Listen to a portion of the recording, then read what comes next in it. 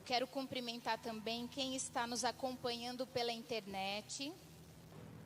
Eu quero agradecer a oportunidade. Quero agradecer a Eliane pelo convite, a oportunidade de poder falar sobre esse assunto. É muito importante nós termos essa oportunidade para ensinar, porque nós só podemos cobrar das pessoas aquilo que elas conhecem. E é um assunto, né, quando nós falamos de saúde mental, quando nós falamos de equilíbrio emocional, ainda tem muitas questões desconhecidas para as pessoas. Então, quando nós temos um momento como esse, é muito bom aproveitarmos, não somente para que você tenha conhecimento, mas o que eu quero trazer para você nessa noite é algo que você vai aplicar na sua vida de forma prática. Porque muitas vezes nós ouvimos algo e nós achamos aquilo tão interessante, nós nos empolgamos e, tá bom, o que eu faço com isso? Como eu faço? Como eu aplico aquilo que eu aprendi? E nessa noite eu vou falar especificamente das questões da alma.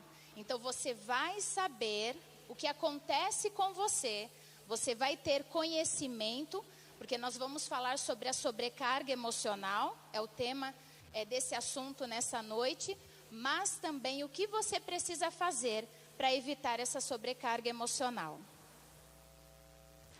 E eu quero trazer antes para vocês um dado muito importante. Segundo a Organização Mundial de Saúde, o Brasil é o país mais ansioso do mundo. Cerca de 9,3% da população brasileira sofre hoje de ansiedade. Isso equivale a 18,6 milhões de brasileiros. É muita gente. E por que eu trouxe esse dado para vocês? Porque é importante nós darmos atenção. Isso chama a nossa atenção.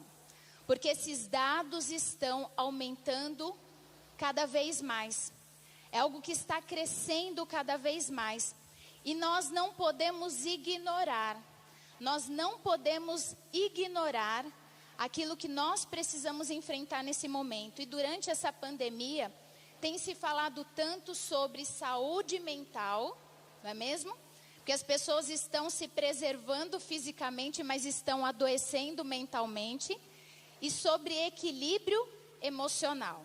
Então, nesta noite, você que está aqui presente, você também que está nos acompanhando pela internet, eu vou falar para um público feminino nesta noite, mas eu sei que tem homens aqui presentes também, e homens que estão também nos ouvindo, e é um assunto que serve também para os homens. Então, fiquem atentos àquilo que vocês vão aprender nessa noite. Amém? E nós observamos o quê? Com esses dados alarmantes. Nós não fomos ensinados a lidar com as nossas emoções. E muitas pessoas, né, só percebem algo quando elas identificam os sintomas físicos e vão parar num hospital ou num pronto-socorro e chega lá, o médico pede alguns exames e depois que sai o resultado desses exames, o médico chega para o paciente ou para a paciente e diz assim: os seus exames não apontam nenhuma anormalidade, procure um psicólogo. E o paciente ou a paciente fica indignada. Como pode? Os sintomas são reais.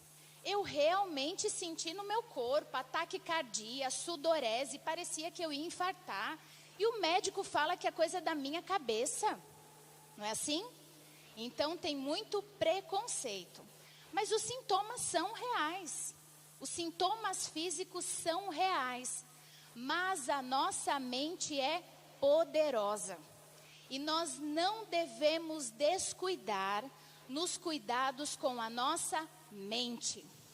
E eu estou falando para um público cristão, e até não cristão, também se tiver nos acompanhando. E no público cristão, muitas vezes nós focamos somente para o espiritual, não é?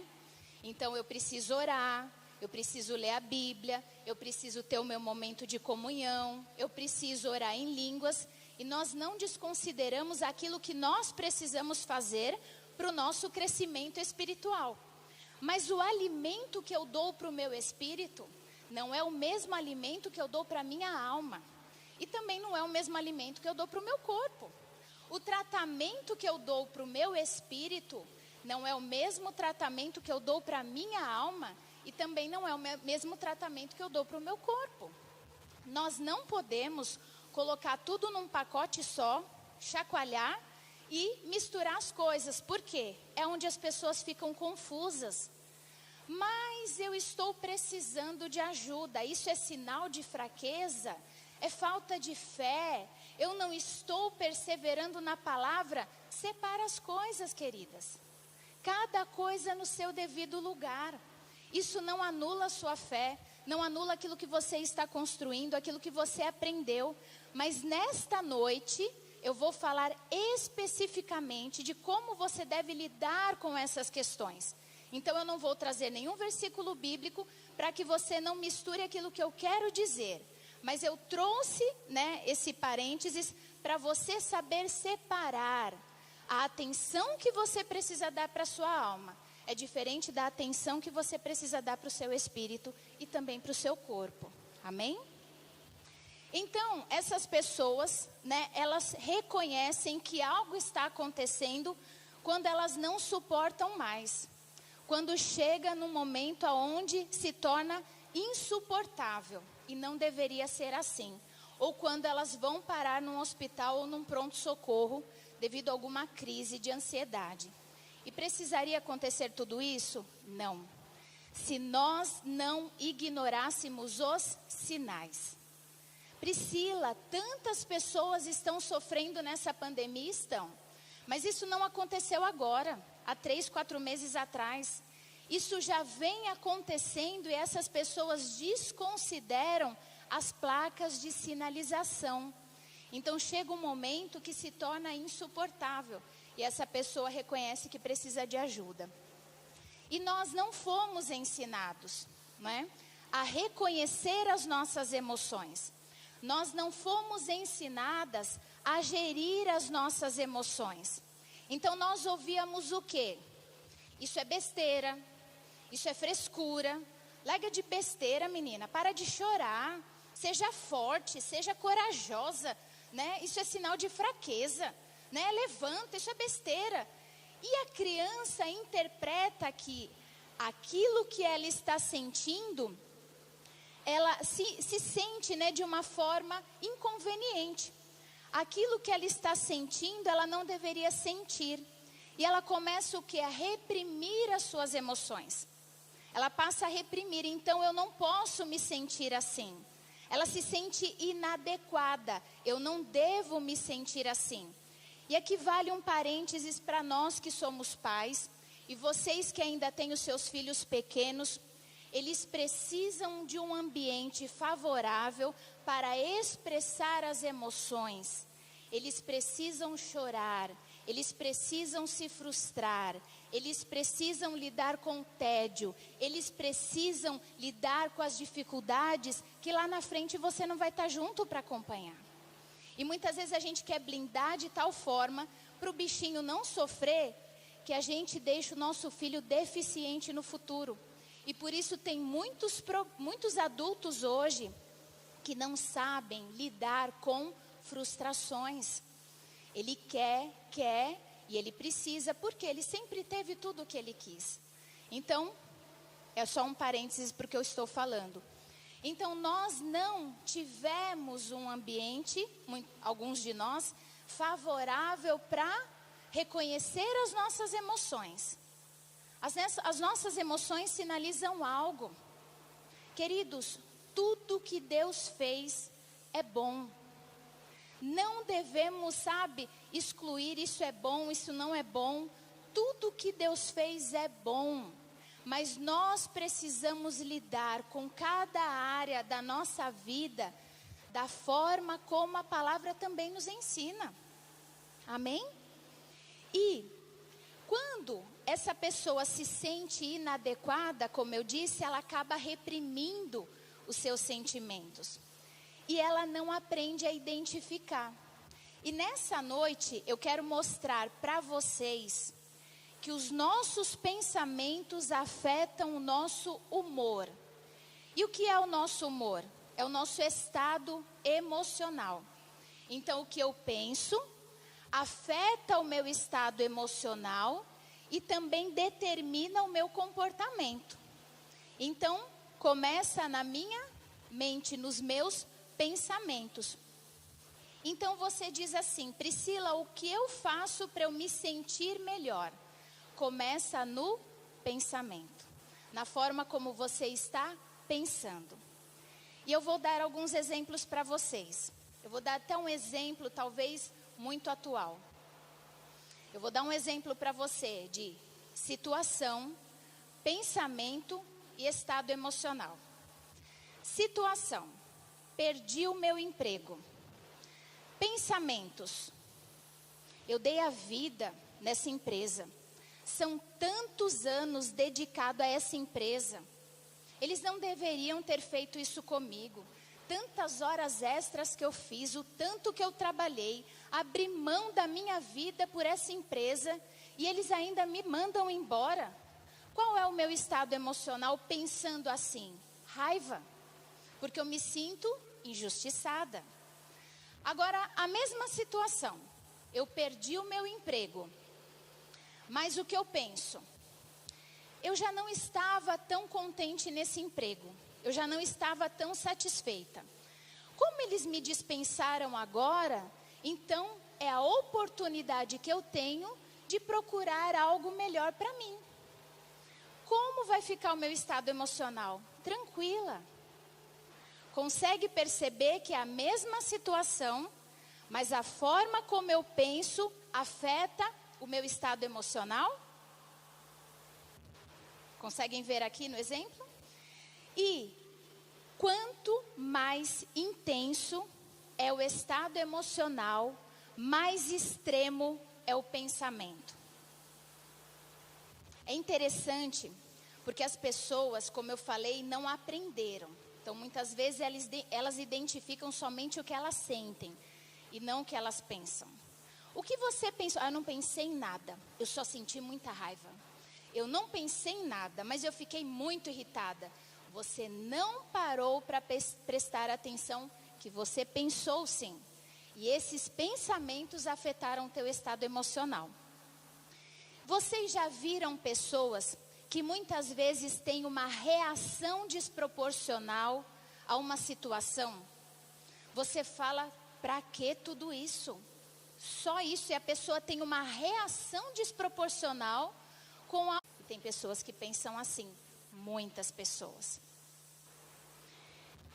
E as nossas emoções, elas falam. E nós devemos, entender o que elas estão nos mostrando. Não é para você ignorar. Eu não estou bem, vou dar uma volta no shopping, vou comprar alguma coisa, vou me distrair. Não, aí está o erro. Volta e a intensidade aumenta e depois vem uma crise, um colapso. Porque você não deu atenção aos sinais. As nossas emoções falam e nós devemos compreender o que elas querem nos dizer. E daí, não é prestar atenção no que está acontecendo à sua volta. Eu estou com raiva porque fizeram isso comigo. Eu estou frustrada porque aconteceu isso. Eu estou irritada porque você não guardou as coisas no lugar. Não. Quem age assim se torna vítima das situações ao seu redor. Porque tudo que acontece vai afetar você emocionalmente. Mas você determina como você vai reagir, dependendo da forma como você pensa naquela situação. Então tem pessoas que se tornam vítimas. E ainda mais numa situação tão difícil como essa. Nós estamos enfrentando uma pandemia. Esses pensamentos afetam as suas emoções e também determinam o seu comportamento. Então, primeiro passo, eu preciso reconhecer o que eu estou sentindo. Como eu vou lidar com algo que eu não conheço, que eu não identifico? Ah, eu estou bem. Ah, eu estou mal. O que você está sentindo? Eu estou bem, eu estou mal. Não é assim? As pessoas não sabem dar nome às emoções. Eu sinto raiva, eu sinto alegria, eu sinto tristeza, eu sinto nojo, eu sinto medo. São alguns nomes que eu estou trazendo para vocês. E nós precisamos aprender a identificar essas emoções. Primeiro, identifica o que você está sentindo. Primeiro passo. Segundo, o que eu estou pensando para me sentir dessa forma? O que eu estou pensando para estar com raiva? O que eu estou pensando para estar tão irritada? O que eu estou pensando para estar frustrada? Então você para pensar no que você está pensando. Parece redundante, mas não é. E o terceiro passo, agora que eu sei, agora que eu identifiquei, o que eu vou fazer para que eu possa me sentir melhor? Então eu tenho uma atitude. Não é somente identificar, não é somente reconhecer, mas o que eu vou fazer com aquilo que eu reconheço. Eu decido ficar naquela situação, eu decido afundar naquela situação, eu decido me levar pela situação, ou eu tomo um posicionamento, ou eu tenho uma atitude. Então, eu preciso reconhecer o que eu sinto, o que eu estou pensando para me sentir daquela forma e o que eu vou fazer com aquilo que eu conheço. Estão entendendo? Posso continuar? Bom, queridas, para vocês entenderem também como os pensamentos afetam, né, as nossas emoções, eu vou dar alguns exemplos para vocês. Uma pessoa com raiva, ela pensa em situações de injustiça. Então, uma pessoa com raiva, sempre o pensamento está relacionado a algo de injusto que foi feito com ela ou com aquilo que ela está enfrentando. Lembra do exemplo que eu dei do desemprego? Da perda de emprego? Então, foi injusto o que fizeram comigo, então eu fico com raiva. As pessoas deprimidas, elas pensam em situações, elas pensam em aspectos negativos da vida. Então, as pessoas deprimidas, elas vão pensar mais nos aspectos negativos da vida dela. E as pessoas ansiosas, elas pensam em situações de ameaça ou de perigo. Então, as pessoas ansiosas, elas estão pensando em situações de ameaça ou de perigo. Por isso, nós devemos prestar mais atenção no que nós estamos pensando e também no que nós estamos sentindo. As nossas emoções falam e devemos compreender o que elas estão nos dizendo. Amém? E estamos falando nessa noite sobre sobrecarga emocional. Sobrecarga emocional e sobrecarga física. Mas o que é sobrecarga emocional?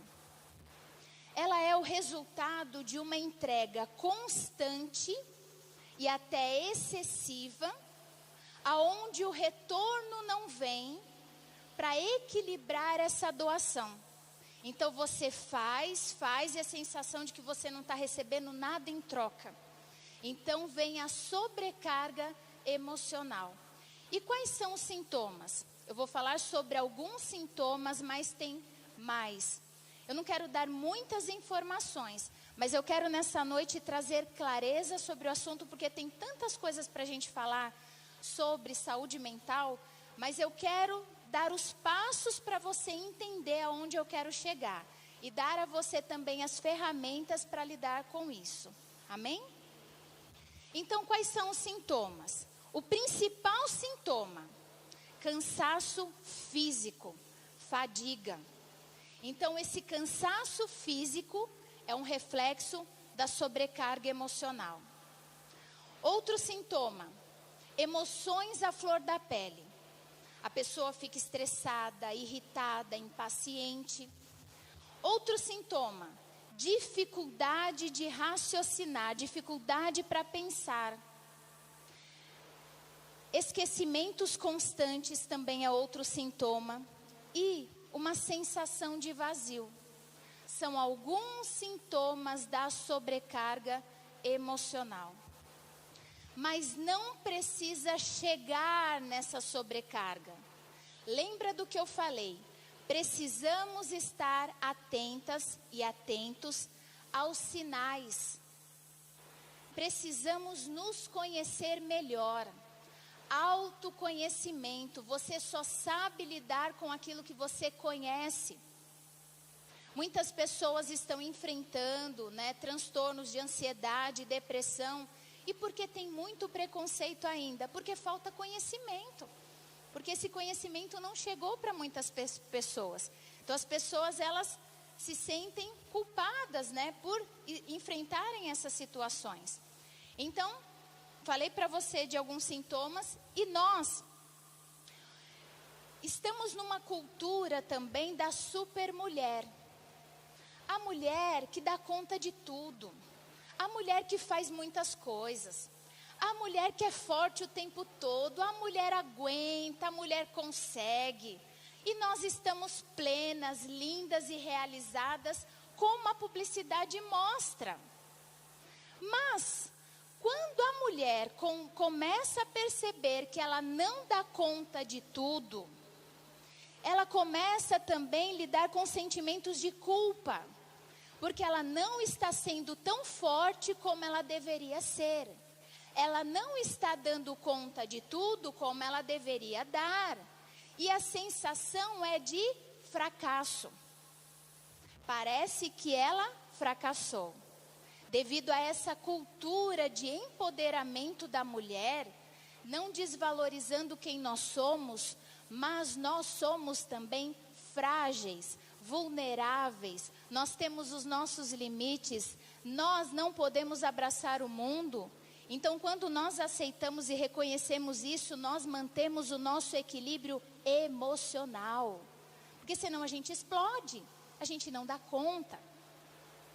Então, muito cuidado com isso também. E eu quero passar para vocês algumas orientações para evitar essa sobrecarga emocional. Então, quem tiver a oportunidade de anotar ou de assistir depois, ou quem está nos acompanhando também pela internet, eu quero falar sobre algumas orientações para evitar, para não chegar nesse estado. Priscila, eu estou lidando com isso. Priscila, eu estou enfrentando essa situação. Então, você vai passar por essa situação. Não se sinta cobrada, culpada, fracassada, fraca. Lembra dos exemplos que eu dei? Muitas vezes o que nós ouvimos, ouvíamos também na nossa infância, pedir ajuda não é sinal de fraqueza. Dizer que você não pode não é sinal de fraqueza. É reconhecer o que você pode não fazer. Amém? Primeira orientação, para você evitar essa sobrecarga emocional. Aceitar. Aceitar que você não tem o controle de tudo. Você não é responsável por todo mundo e por todas as coisas.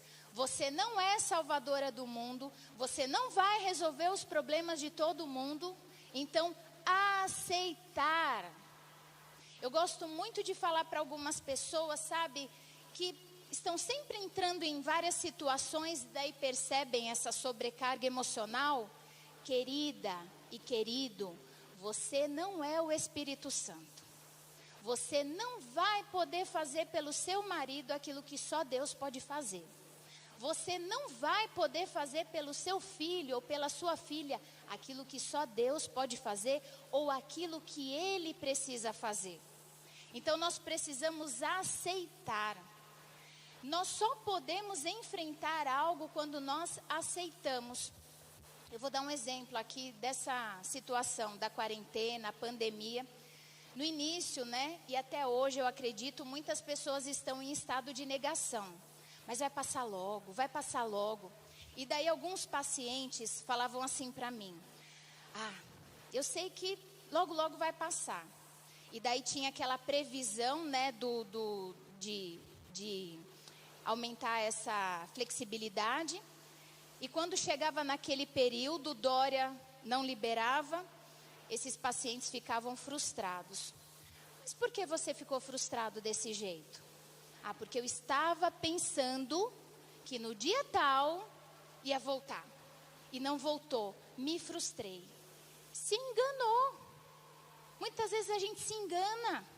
A gente se ilude. E a gente se frustra porque a gente pensa errado. Então é melhor aceitar. Estamos numa situação, não sei quanto tempo vai durar. As crianças vão ficar um bom tempo ainda tendo aulas em casa, online. Então não adianta gerar essa expectativa, mas em setembro vai voltar. E se não voltar, mamães? Então cuidado com as expectativas ideais e gere expectativas reais. Eu aceito essa situação. Aceitar não é se conformar. Aceitar não é concordar. Aceitar é que você não pode mudar. Então você passa pela situação. Você não tem o controle sobre aquela situação. Então você aceita. Então você já tira um peso dos seus ombros quando você aceita algo. Aceitar que você está enfrentando uma depressão. Aceitar que você está enfrentando um transtorno de ansiedade e que você precisa de ajuda profissional. Aceitar que nesse período você também precisa ser medicada ou medicado, e isso não é sinal de fraqueza e nem falta de fé. E eu repito isso, não é falta de fé e nem sinal de fraqueza. Pelo contrário, é um ato de coragem, porque você reconhece que precisa de ajuda e você busca essa ajuda para você sair dessa situação que você não consegue sair sozinha. A aceitar. Enquanto nós resistimos, enquanto nós negamos, nós não lidamos com aquela situação como deveríamos. Então, a primeira orientação, a aceitar. Segunda orientação, não se compare com ninguém. Maldita comparação. Mas olha fulana, faz tanta coisa. Olha fulana, como fala assim, e isso e aquilo. Não se compara com ninguém. Sabe, eu vou falar algo para vocês. Uma pessoa que sofre de transtorno de ansiedade, muitas vezes ela leva horas para tirar a roupa, entrar no banho, se arrumar e sair do banho. Você fala: Priscila, é uma atividade tão simples para você que não sofre de transtorno de ansiedade. Imagine uma pessoa que sofre de transtorno de ansiedade, ela se comparar com uma pessoa que fez 1000 coisas durante 1 hora. Aquilo só vai trazer mais peso sobre ela. Então não se compare com ninguém. Você sabe o que você está passando. Você sabe quem você é. Ninguém precisa mostrar para você, ou você não precisa provar para ninguém quem você é. Você não precisa. Eu preciso mostrar, eu preciso fazer, você não precisa. Então não se compare com ninguém. Seja quem Deus chamou você para ser. Olha que coisa linda quando eu olho aqui. Eu vejo a Luciana, eu vejo a Eliane, eu vejo a Renata, a Rafa, a Lilian e tantas outras mulheres, a Bruna. Cada uma tem a sua personalidade, o seu jeito de ser. Mas se eu estivesse no seu lugar, eu faria assim. Se você estivesse no lugar dela, você faria diferente, mas é ela que está fazendo. Então nós não devemos nos comparar com ninguém. Quando nós nos comparamos, isso vale para mulheres e para homens também, nós paramos naquilo que Deus tem para a nossa vida. Porque Deus nos criou de maneira peculiar, com o nosso jeito de ser, com o nosso jeito de falar, com a nossa personalidade, com as nossas características. Então nós devemos nos aceitar do jeito que nós somos. Isso é autoestima. Autoestima não é um cabelo bem arrumado, a maquiagem. Autoestima é você se aceitar do jeito que você é e estar bem com você mesma. Amém? Outra orientação. As coisas não precisam ser feitas do seu jeito. Eu não aguento. Eu vou lá e faço. Eu não aguento. Eu falo 1000 vezes a mesma coisa, mas daí o meu filho de 8 anos, ele não vai arrumar a cama do jeito que eu arrumo. E não vai mesmo. Mas eu vou lá e faço. Deixa que eu faço. Deixa que eu resolvo. Ninguém vai fazer do seu jeito. Quantos anos você demorou para aprender? E tem coisas que a gente ainda está aprendendo, não é? Então não espere, eu estou falando aqui agora, vou abrir um parênteses, dos cuidados com a casa. Hoje nós estamos lidando com a hiperconvivência, todos convivendo dentro de casa. Muitos trabalhando em casa, as crianças tendo aula também. Todos fazem parte da mesma família e as responsabilidades podem ser distribuídas. Mamãe, esposa, você não é responsável por tudo. E daí eu vou dar um exemplo pessoal, meu marido que me desculpe. Mas nessa quarentena, eu trabalhando bastante, cuidando da casa, as crianças tendo aula também online, então muita coisa. E eu pedi para ele incluir mais uma tarefa, porque ele lava a louça já é responsabilidade dele, deixa. Priscila, lava igual você? Não. Mas eu nem quero assumir mais essa responsabilidade, tá bom. Meu filho, de 14 anos, lava a louça do café. E algumas vezes a do almoço também. Lava do meu jeito? Não. Mas está ótimo. Eu vou ficar carregando mais um peso? Para mim? Não. E daí eu pedi para ele também me ajudar com as roupas. E passar algumas roupas, né? Roupas do dia a dia, porque como nós não estamos saindo tanto, então são roupas do dia a dia. Uma beleza. E aí, passa que nem você? Não, mas está ótimo. Então, mulheres, ninguém vai fazer do seu jeito. E não precisa ser do seu jeito, mas não está perfeito, mas não está tão bem feito. Eu prefiro a minha saúde mental e o meu equilíbrio emocional do que eu ficar abraçando tudo, porque eu não vou dar conta. E daí não vai sobrar tempo para mim. E daí você vai ficar estressada e descontando na sua família. Olha só, eu estou desse jeito por sua causa. Eu estou irritada porque você não fez suas coisas. Olha o seu quarto. Olha. Você está irritada porque você escolheu. Você está com raiva porque você escolheu. Então, tenha uma atitude diferente. Você não precisa esperar das pessoas que elas façam do mesmo jeito que você. O importante é que seja feito. Outra dica. Não se sinta culpada por pensar em você e nas suas necessidades. Priscila, nessa quarentena, ai meu Deus, me perdoa, Senhor, mas eu queria ir para o meio do nada, sem marido, sem filho, e ficar lá quietinha. Meu Deus, me perdoa. Eu amo meus filhos, eu amo meu marido, me perdoa. Ai, eu nem sei se eu podia ter falado isso. Ei! Não se sinta culpada por pensar em você e nas suas necessidades. Você também é ser humano. Você também precisa do seu tempo. Você também precisa ter o que você precisa. Você não está ali só para servir. Porque nós mulheres aprendemos desde pequenas, né? E desenvolvemos essa habilidade maternal, então nós servimos, nós abraçamos, nós adotamos, nós fazemos tudo pelos outros. E quando nós cuidamos de nós? Quando a mulher para pensar nela, ela se sente culpada. Ai, mas será que eu deveria viajar sem meus filhos? Meu Deus, será que eu deveria passear sem meu marido? Ai, que culpa que eu não trouxe. É assim ou não é? Agora o maridão, ele vai, ele aproveita, ele até esquece de ligar porque, que bom, tirou folga. A gente não pode.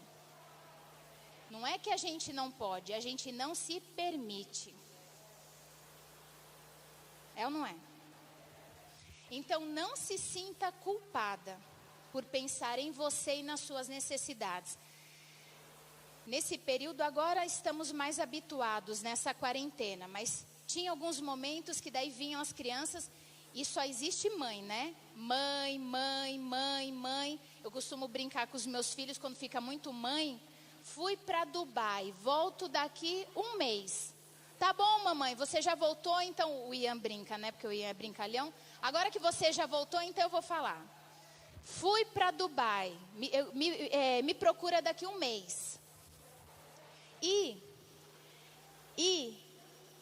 Eu me permiti ter esses momentos, porque nós sentimos falta o quê? Da privacidade, não é? Eu gosto da minha privacidade, eu gosto do meu tempo. E muitas, né, tinham esse momento quando, né, as crianças iam para a escola, você ia para o seu trabalho ou fazer outras coisas fora de casa, mas agora tudo é dentro de casa. Então é necessário também nesse período você ter o seu momento. Então eu falava, agora é o meu momento, eu vou fazer as coisas que eu gosto. Mas eu não gosto, porque muitas vezes nós mães não temos mais um programa de televisão favorito, é só o programa que as crianças querem. Dominam a televisão por causa de videogame ou o maridão para ver esporte. E aonde fica a mulher? Lá no fim da fila. Ocupa o seu espaço também. Você precisa também do seu espaço. E isso é saudável. Você quer ficar sobrecarregada emocionalmente ou você quer permanecer saudável? Então pense nessas questões. São dicas valiosas e dicas libertadoras, queridas. Amém? Outra dica. Tenha um tempo para relaxar. Física e mentalmente. Porque nós mulheres, muitas vezes, não nos permitimos ter um tempo para relaxar. Já que eu estou sem fazer nada, então eu vou fazer um bolo. Já que eu estou sem fazer nada, eu vou arrumar o guarda-roupa. Já que eu estou deitada no sofá, esse lustre está precisando limpar, eu vou limpar. É ou não é? Já que eu estou sem fazer nada, eu vou continuar sem fazer nada. Se permita. A casa fica. Queridas, o que a gente precisa entender? Quando a gente morrer, as coisas vão continuar do mesmo jeito. Sabe, a gente acha que tem o controle sobre todas as coisas. Como vai ser? Se eu não tiver, se eu não fizer, vai seguir o curso normal do mesmo jeito. Então, para que eu vou trazer uma sobrecarga sobre mim? Então, já que você está sem fazer nada, se permita relaxar, descansar. Tem mulheres e homens também que se sentem tão culpados. Já que eu estou sem fazer nada, então eu vou estudar, eu vou ler um livro. E a nossa mente também precisa de descanso. Não é somente o nosso corpo. Deus já nos ensinou isso pela sua palavra. A nossa mente está muito ativa. Tem pessoas que têm dificuldade para dormir porque pensam muito, a mente está muito ativa, então demora para pegar no sono. Quando acorda, parece que nem dormiu, porque a mente está ligada, parece que dormiu e que acordou pensando a mesma coisa que foi dormir. Então a mente está muito acelerada e ela precisa de descanso. Já viu no seu celular quando você faz pesquisa, abre um aplicativo e vai abrindo várias janelas? E daí aquilo ocupa o quê? Memória do seu celular. E daí você precisa o quê? Liberar aqueles espaços. Então para observar se você não tem muitas janelas abertas e janelas em desuso. Ai, aquela situação ficou. Ai, como vai ser? Não chegou, eu vou viver o hoje. Eu vou desfrutar do hoje. Porque muitas estão sobrevivendo. Nem aproveitou o dia, nem terminou, você já está pensando no almoço de domingo. Você já está pensando no que você vai fazer segunda-feira. O sábado nem acabou, desfruta. Você está aqui, desfruta do momento. A Eliane deu um exemplo maravilhoso hoje. Respira. Nós precisamos aprender a desfrutar da simplicidade da vida. É respirar, é andar descalça e sentir as coisas. Sabe, é tomar um banho quente, desfrutar naquele momento sem ficar pensando em nada. Desfrutar, viver. E daí você fala, Deus tem para mim uma vida abundante. Deus tem, você nunca vive, mas você não se permite viver. Precisamos ajustar muitas coisas, não é? Outra orientação. Reconheça seus limites e respeite-os. Só você sabe os seus limites. Ninguém vai poder falar para você, você aguenta só isso. Eu aguentaria muito mais. Você está desse jeito? Você sabe dos seus limites, ninguém mais. Ninguém mais. Você sabe o que você pode e o que você não pode. O que você consegue naquele momento e o que você precisa falar não. Aprenda a reconhecer e respeitar os seus limites, para que você não fique sobrecarregada. E a última orientação: gerencie seus pensamentos. Começa a prestar mais atenção no que você tem pensado. Não somente em como você está se sentindo. Não somente eu vou dar uma outra dica para vocês. Para prestar mais atenção quando há uma alteração ali de humor. Eu estou diferente. Eu estou impaciente, irritada, nervosa. Eu estou com medo, ansiosa. O que eu estou pensando? Para observar o que você está pensando quando você está ali irritada com os seus filhos, ou com o seu marido, ou com as coisas da sua casa. Pode ser que naquele momento a guerra aí dentro seja: ninguém me ajuda, eu faço tudo sozinha, eles não reconhecem o que eu faço tantas coisas, eles não me ajudam no mínimo. E daí esses pensamentos, eles mostram o quê? Uma injustiça. Você não está recebendo aquilo que você deveria. E daí você vai ficar com raiva. E daí vai fazer as coisas com raiva. Daí vai lavar a louça brava. Vai ficar estressada. O marido dá boa noite e você fala, boa noite por quê? A guerra está aqui. É ou não é? A guerra está aqui. E o nosso emocional é afetado também. E isso determina também o nosso comportamento. E tudo que eu estou falando para você, eu estou falando como psicóloga. Eu estou falando algo para você aplicar na sua vida prática. Mas eu não posso deixar de lembrar você do que a palavra nos ensina. A palavra fala que nós podemos transformar a nossa vida pela renovação da nossa mente. A palavra diz que eu só posso mudar a minha vida quando eu mudo também a minha forma de pensar. Eu vou te dizer algo, não é pensar positivo. Você está ouvindo algumas coisas e você não vai sair daqui já outra pessoa. Vem pela prática, vem pela disciplina. De novo, errei, e vai errar várias vezes. Até que pela persistência e pela prática, você começa a gerenciar melhor os seus pensamentos. Você precisa começar. Priscila, está uma bagunça, eu não sei por onde começar. Começa. Quando você começa a mudar a tua forma de enxergar, qual a perspectiva que você decide olhar? Do que fizeram para você. Não é desconsiderar o que aconteceu, mas você decide enxergar com qual perspectiva. Quando você decide, conforme a palavra fala, pensar o que é bom, pensar o que é agradável, pensar o que é de boa fama, as tuas emoções serão afetadas por esses pensamentos. Uma pessoa deixa de falar com você, você pode pensar que fresca, que chata, que metida, você vai ficar com raiva. Mas essa pessoa deve estar tão ocupada, tão cheia de coisas, que ela nem me percebeu, que ela nem notou que eu estava aqui. Você vai ficar o quê? Mais compreensiva naquela situação. Precisamos vigiar os nossos pensamentos.